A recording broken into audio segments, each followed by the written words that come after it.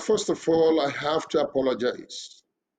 All our members, all our guests, everyone who in one way or the other felt and probably still feels that they were let down. Our conventions never end like this. But we did everything we could. We did everything scheduled for the convention. From our children, the millennials, Ntozuke, which is a cultural and traditional way to expose our children to our culture. We did at Mbaise, first time in our history. Upper Mbaise, first time in our history. Hello there, welcome to Leadership Special, where we have a very special personality. And our guest today will look at issues revolving around the 2023 Mbaise USA Dallas Convention.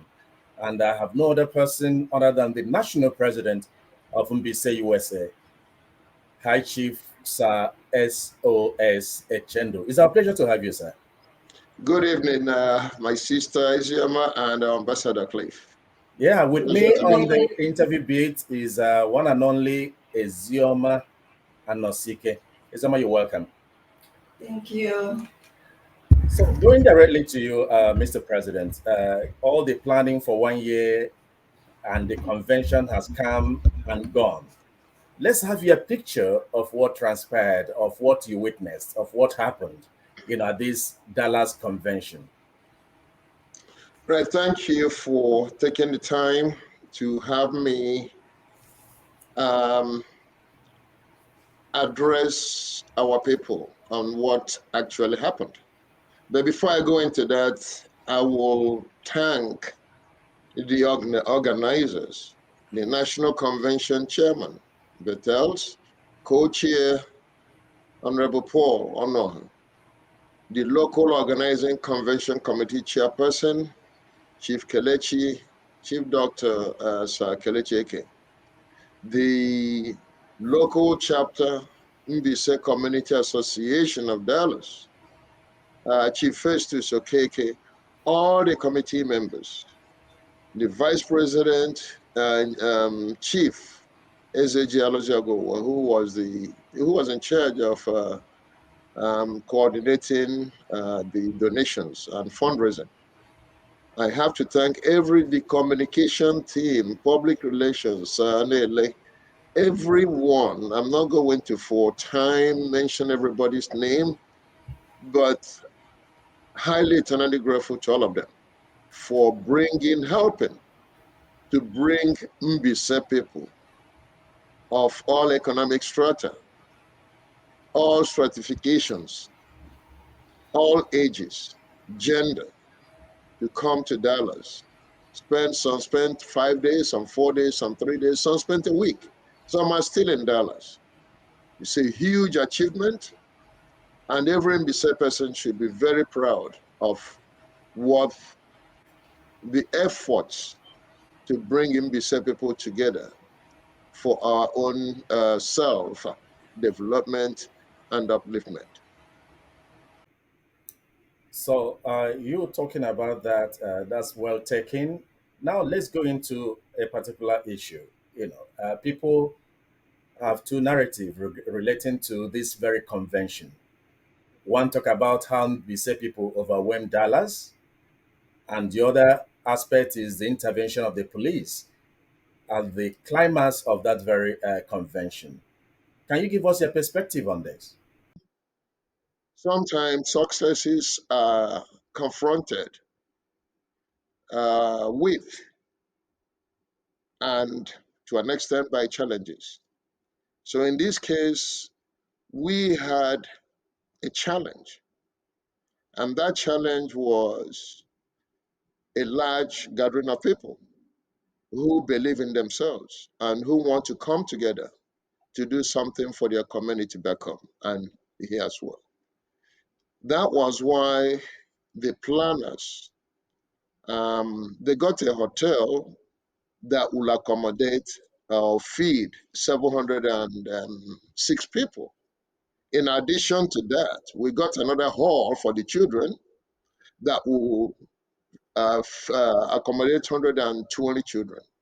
And then the millennials, younger or young adults, 150. So we had three spaces we rented. And then to make sure that we control the crowd, we went again and hired a company, the ticketer, to give tickets to people who will attend the convention. They will pay a certain amount of money, they will be issued a ticket. So the tickets sold um, will fit the hall capacity without any overflow because the main hall will accommodate 706 people and tickets sold, the number was under 706. So when a lot of people who didn't have tickets tried to come in, we envisaged this. We knew something like this would happen. So during the planning stages, we decided to get a security company to manage this aspect. So the security company, the employees came, we believed they should have been trained or they are trained for crowd control. We gave them the assignment to ensure that those without tickets will not go in. So at a point, they brought it to my attention that the hall may be a little bit beyond or over the capacity. So what I did personally, I took the microphone and asked the local chapter members to leave. They left. And when they left, we had some empty seats. So the hall was actually not full to capacity. And the vice president, Ezejago, went outside, told those people to move to the point the security company wanted them to go to. And some of them did. So at a point when the chairman of the convention was giving his speech, immediately after he finished giving his speech, we were then going to the fundraising, the aspect we raised money because we are trying to build a hospital in Mbaise, a good hospital to prevent all these deaths we're having, try to cure some sicknesses, and to help those who wouldn't afford to fly abroad to get good health care. So that was the aspect we were about to embark on. We saw some policemen. They came and took over the microphone. We approached them. I, with the legal advisor, approached them to find out what was going on. They said they had a complaint that the hall was overflowing, maybe full or over the limit. So that was before I made the announcement for the local chapter to leave. So that was a step I took to address that situation. And when they left, there were some empty vacancies. So we addressed the situation they complained about. And the officers still went ahead, talked to the people, our people, to um, behave themselves. But then I cannot say without fear of contradiction. We didn't fight inside the hall. There were no issues, no exchanges whatsoever. Everybody was well comported. They were on their seats, and the inside of the rented space, the space we rented, there was absolutely no issue, and it was not filled to capacity. So, well, I was surprised when they came and stopped the event.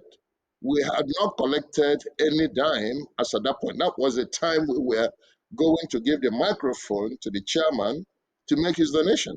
And then after that, others will follow. So there was not, we didn't, that was the aspect. And this would have lasted maybe 2 hours or less because we would have collected all the money we needed to. So that was the last segment of the convention that started about 4 days prior. How we are what we're going to do, it's I'm the president. That doesn't give me the sole power, authority to decide for the entire organization. We have the executive council, which I'm the head, and then we have the board of delegates. We are going to review all this. After that, we discuss with our attorneys, and whatever decision they make, we will respect their decision. But then I have heard all kinds of stories, people trying to malign Mbaise, trying to malign Imo, trying to malign Nigerians. No, this is not the case. I can authoritatively, factually tell them they are entitled to the opinions, they are not entitled to their own facts. Because what really happened, we know because we were there. There was not a single incident in that hall. No officer in uniform was even rudely addressed to, or even addressed at all. Nobody was fighting, no fire incident, nobody fainted. The AC was good. People were not fanning themselves because of overheat. There was not, I mean, the hall was as good, as cool as it could ever be. So that was the situation when the event was interrupted. I'm going to actually come in here, and what I wanted to ask you is, okay, so we're not going to lose all this money that people were willing to donate. You have already mentioned everything that we're going to use this money for. So my thing is, I would like for you to appeal. I mean, you are the president, so and a president is known best in adversity. So I would like for you to appeal to the people that came, or some of them say they went back with their checks. And this is for us, then we say people and other people that are also watching this. If they would like to donate, we're going to open something. So I will want you to appeal to them to bring back that money because we really do need it.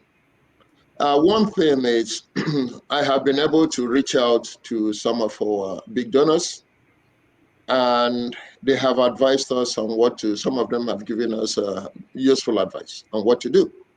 So what we're going to do is a platform has already been set up, and we sincerely believe that anyone who came to that convention to help, we are done with everything except the fundraising. So I'm thinking we did, if you ask any of our children if our convention was interrupted, they would say no, because they were still dancing in their various spaces or halls when we were leaving and everybody was sad. I had to go through the service elevator because I couldn't face the people who were saying they were going back with their money. It was very emotional for me. How will people come to help build a hospital, to help the downtrodden? And because some people interrupted our convention and they decided to go with their money. So to those people, I will appeal to them. It's not about us. It's about the cause we represent, the cause we are pursuing, and the cause we want to address back home and equally here. So what we are trying to do is set up a WhatsApp platform. We are going to include the names or populate that WhatsApp platform with the names of our special guests, invitees, chapter presidents, and people of goodwill who know that we spent money for this convention, and the essence was to help it to uplift those the system has forgotten, those the system has rendered work, people the system has not been fair to. Those are the people we channel and we propagate, and those people we want to uplift. Those people we want to give a sense of belonging. Those people we want to make them feel like they're human beings just like us. And I believe and I sincerely know there are people who we did not invite who will call to say, include my name. I want to be a savior. I want to be somebody who can uplift others. I want to be somebody God will use as a tool, as an instrument to uplift those who the system has not been fair to, the system has been unjust to, and the system has failed to put them into consideration, knowing too well that our national wealth are being shared, not by all of us, by a very privileged few. We Well, on want that to note, do that narrative to make sure that those who really want to contribute will go to that platform, even if their names are not there. They should want to be part of this progressive movement. on that note, I'd like to say a very special thank you to the national president of Mbaise USA, High Chief S.O.S Echendu. I thank you so much for making our time to be our guest on this leadership special. And also to my colleague, Ezioma Nosike. Special thanks there for a great job. And Thank that's where you. we wrap it up for today. We'll come your way again on Mbaise USA television to discuss other issues. I remain Ambassador Cliff Ayoze. Thank Thank you. you.